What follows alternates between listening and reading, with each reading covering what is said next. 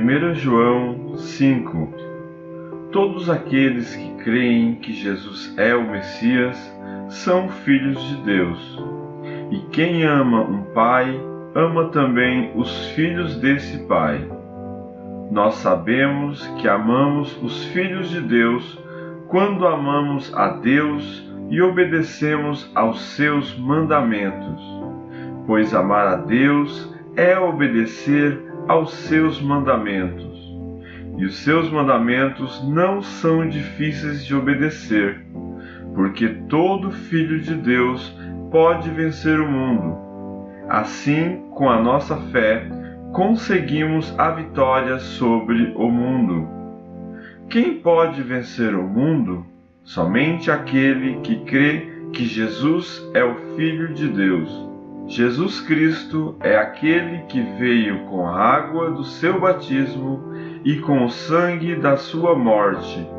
Ele veio com a água e com o sangue, e não somente com a água. E o próprio Espírito é testemunha de que isso é verdade, porque o Espírito é a verdade. Há 3 testemunhas: o Espírito, a água e o sangue. E esses 3 estão de pleno acordo. Nós aceitamos o testemunho dos seres humanos, mas o testemunho de Deus tem mais valor. E esse é o testemunho que Deus deu a respeito do seu Filho. Aquele que crê no Filho de Deus tem esse testemunho no seu próprio coração. Mas quem não crê em Deus faz de Deus um mentiroso, porque não crê no testemunho que Deus deu a respeito do seu Filho. E este é o testemunho: Deus nos deu a vida eterna, e essa vida é nossa por meio do seu Filho. Quem tem o Filho tem a vida. Quem não tem o Filho de Deus não tem a vida. Eu escrevo essas coisas a vocês que creem no Filho de Deus, para que vocês saibam que têm a vida eterna.